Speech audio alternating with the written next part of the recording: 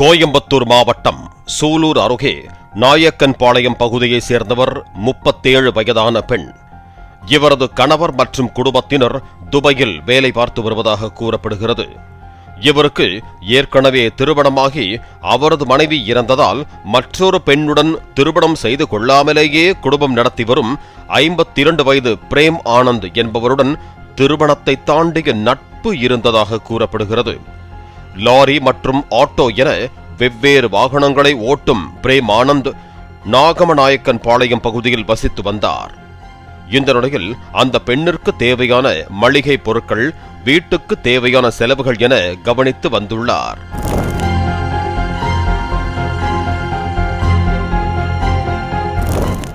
இந்த நிலையில் அந்த பெண் பகுதி நேரமாக தனியார் உணவகத்தில் காய்கறி வெட்டிக் கொடுக்கும் வேலைக்கு சேர்ந்துள்ளார். அந்த உணவகத்தை திருப்பத்தூர் வாணியம்பாடி பகுதியைச் சேர்ந்த திலீபன் என்பவர் நடத்தி வந்துள்ளார். திலீபனுக்கு திருமணமாகி மனைவியுடன் பிரச்சனை ஏற்பட்டதால் தனது தாய் தந்தையுடன் பட்டணத்தில் தனியாக வசித்து வந்தார்.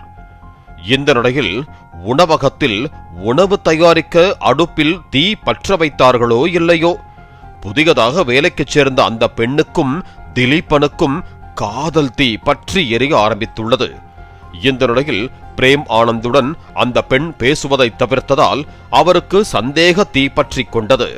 இதனால் அந்த பெண்ணை உணவகத்துக்கு வேலைக்கு செல்ல வேண்டாம் என பிரேம் ஆனந்த் தடுத்துள்ளார்.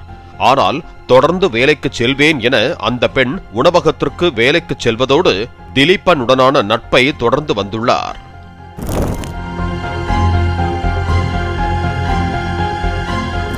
இதனால் இரண்டு பிறர்மனை நோக்க பிரியர்களுக்குள்ளும் பிரச்சனை ஏற்பட ஆரம்பித்துள்ளது. அது இருவருக்குள்ளும் வன்மத்தீயை பற்ற வைத்து எரிமலையாய் வெடிக்க வைத்தது.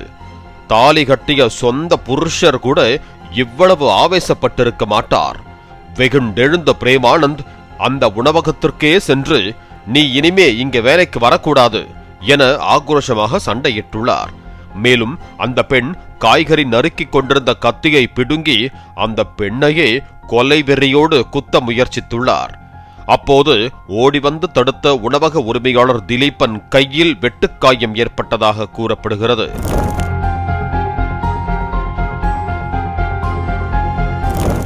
இது தொடர்பாக 2026 ஜனவரி 5ஆம் தேதி பிரேம் ஆனந்த் கைது செய்யப்பட்டு சிறையில் அடைக்கப்பட்டார். கடந்த சில நாட்களுக்கு முன்பு சிறையில் இருந்து ஜாமீனில் வெளியே வந்த பிரேமானந்த் அந்த பெண்ணுடன் தனது நட்பை மீண்டும் புதுப்பித்துக் கொள்ள முயற்சித்திருக்கிறார். அந்த பெண்ணும் பயத்தில் வேறு வழியில்லாமல் பேசி வந்ததாக கூறப்படுகிறது. இந்த நிலையில் மார்ச் 3ஆம் தேதி செவ்வாய்க்கிழமை அன்று தூங்கிக் கொண்டிருந்த போது பிரேம் ஆனந்த் வீட்டில் கரண்ட் கட் ஆனதால் அருகில் உள்ள அந்த பெண்ணின் வீட்டுக்கு வந்துள்ளார்.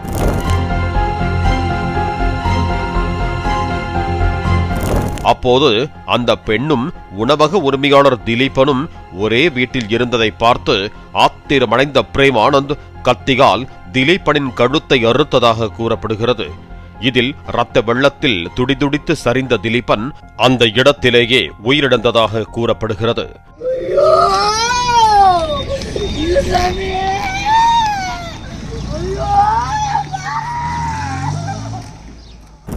அத்தோடு வஞ்சம் தீராத பிரேமானந்த் அடுத்து செய்ததுதான் குரோத மனநிலையின் உச்சம்.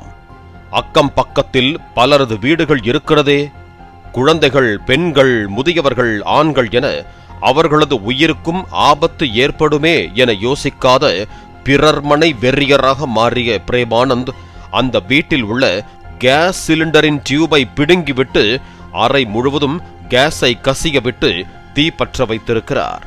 எரிவாயு சிலிண்டரின் தீ ஜன்னல்களை உடைத்துக் கொண்டு வெளியேற அக்கம் பக்கத்தினர் ஓடி வந்து தீயை அணைத்திருக்கிறார்கள். அவங்க வீட்டுக்கு வந்த அவங்க 2 பேருக்குள்ள உள்ள மோட்டிவ்ல இடையில வேற அவங்களுக்குள்ள ஃபேமிலி இஷ்யூ நடந்து கோர்ட்ல கேஸ் நடந்துட்டு இருக்கு. ஜனவரி 5ஆம் தேதி பிரச்சனை நடந்த அந்த இஷ்யூ கண்டு மறுபடியும் இவங்க 2 பேரும் ஒன்னா போற பார்த்து அந்த மோட்டிவ்ல வேகத்தில் வந்து அவர் என்ன செஞ்சாரு, வீட்டுக்கு வந்தவர் கோவத்தில் அடித்து தாக்கி அவர் கொலை பண்ணியிருக்காருங்க சார். இன்னைக்கு காலையில் நடந்தது. இன்னைக்கு காலையில் நடந்துருக்கு சார். கேஸ் சிலிண்டர் ஏதோ அதாவது என்னன்னீங்கன்னா சார், கோவத்தில் வந்து அவங்க கொலை பண்ணதுக்கு அப்புறம் மறுபடியும் வந்து நம்ம இருக்கக்கூடாது எல்லாரும் ஒன்றா செத்துலன்னு சொல்லி கேஸ் சிலிண்டர்லாம் வந்து ஓப்பன் பண்ணி பற்ற வச்சு ஃபயர் வெளியே வந்துட்டுங்க சார். அது வெடித்த சவுண்டில் பக்கத்தில் நாங்கள் எல்லாருமே பயந்துட்டோம். பிள்ளைகள்லாம் அலறி அடிச்சு வெளியில். அப்போ வந்து யார் உள்ளே இருந்தாங்க சார்? ஃபுல்லாக வந்து அந்த 3 பேர் மட்டும் தான் உள்ளே இருக்கிறாங்க. கதவுலாம் திறக்கல. படியெல்லாம் பிளட்டாக இருந்துச்சிங்க சார். படியெல்லாம் பிளட்டாக இருந்துச்சு. உள்ளே என்ன நடந்துன்னு எங்களுக்கு தெரியல. ஒரு 5:30 தான் நாங்கள்லாம் வந்து வெளியே பார்க்கும்போது நாய் குடிச்சது, கரண்ட் போயிட்டு, ஃபயர் சர்வீஸ் வேறு, ஃபயர் வெடிச்ச சவுண்டில் வேறு எல்லோரும் பயந்துட்டோம் நாங்கள். ஆமாம், அதிகாலையில் நடந்த விஷயம் அதான் சார். எங்களுக்கு ரொம்ப பயம். போலீஸ் எங்களுக்கு அதுக்கப்புறம் இன்ஃபார்ம் பண்ணி கரெக்டாக வந்து பார்த்துட்டு இருந்தாங்க. இது குறித்து கருமத்தம்பட்டி உட்கொட்ட காவல் கண்காணிப்பாளர் கரிகால் பாரிசங்கர் தலைமையில் சம்பவ இடத்திற்கு வந்த இன்ஸ்பெக்டர் எம் பிரேம் ஆனந்த் தலைமையிலான போலீசார் லேசான தீ காயங்களுடன் இருந்த அந்த பெண்ணையும் பிரேம் ஆனந்தையும் சிகிச்சைக்கு அனுப்பி வைத்தனர். பிறகு 52 வயதிலும் ஆசை அடங்காத பிறர் மனை வெறியர் பிரேம் ஆனந்தை அதிரடியாக கைது செய்தனர். ஏற்கனவே திருமணமான ஒரு பெண்ணிற்காக ஏற்கனவே திருமணமான 2 ஆண்கள் போட்டி போட்டு கொண்டதால் கொலையில் முடிந்த சம்பவம் கோவை மாவட்டம் சூலூர் பகுதியில் பரபரப்பை ஏற்படுத்தி இருக்கிறது.